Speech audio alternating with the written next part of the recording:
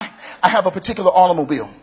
It's the second one that I own. It's a wonderful automobile. It's all white. It's all white on the exterior.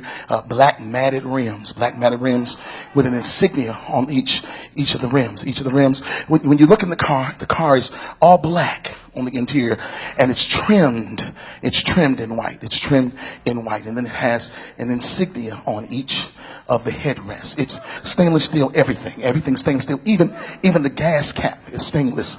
It probably goes approximately about 200 miles per hour. It only has approximately 20,000 miles on it because I hardly ever drive it, but I just wanted another one. It is called a Bentley Continental Flying Spur. It's a 2012, and I'm seeding it into your life. I'm sowing it into your life. I'm giving you the car. I'm giving you the car. Y'all see that? Y'all see that? Y'all see that? But wait a minute. I'm sorry. What I didn't tell you was though is that if you hit a pothole and you blow a tire, it's going to cost you $1,500 to get a new tire.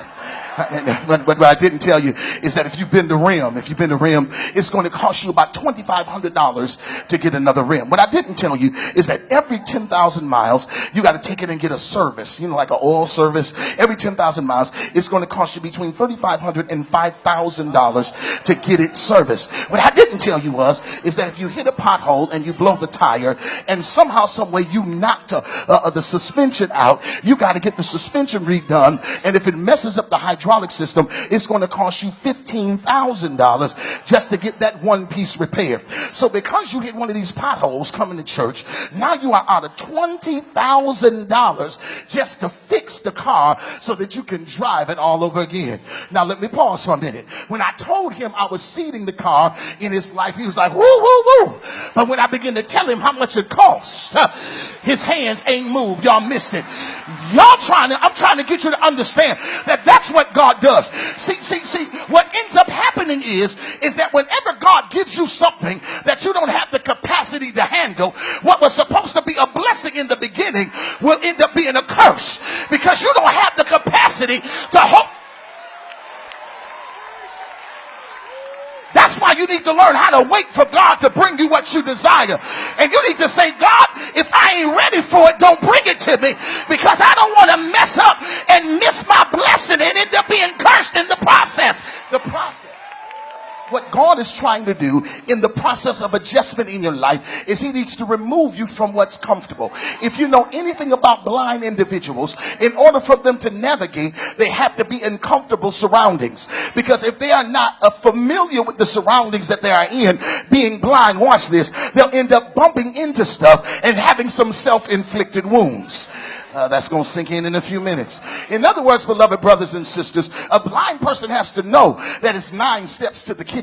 They got to know that it's 17 steps up the steps and 3 steps to the right to go to the bedroom. They got to know that you got to go down 5 steps, go to a landing about 2 feet, and then go down another 5 steps in order to get on the street. Because if they don't know how the distance is or familiar with the surroundings, they'll end up bumping into things and end up getting some self-inflicted wounds. I got to pause here, because that's what God told me to tell you.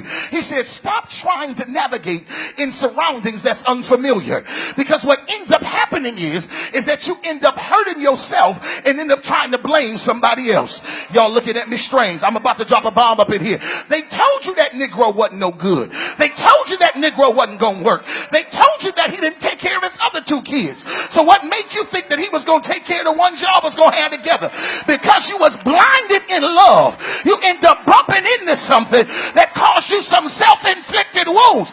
So when he leads you, just stand still. He's saying in this process, not only, beloved brother and or sister, am I going to remove you from what you thought was comfortable, but he said, I'm also going to move you from people that you thought you needed to thrive and survive. Why? Because the problem that you have is that you put more power and more credence into individuals that don't even have the power to deliver you.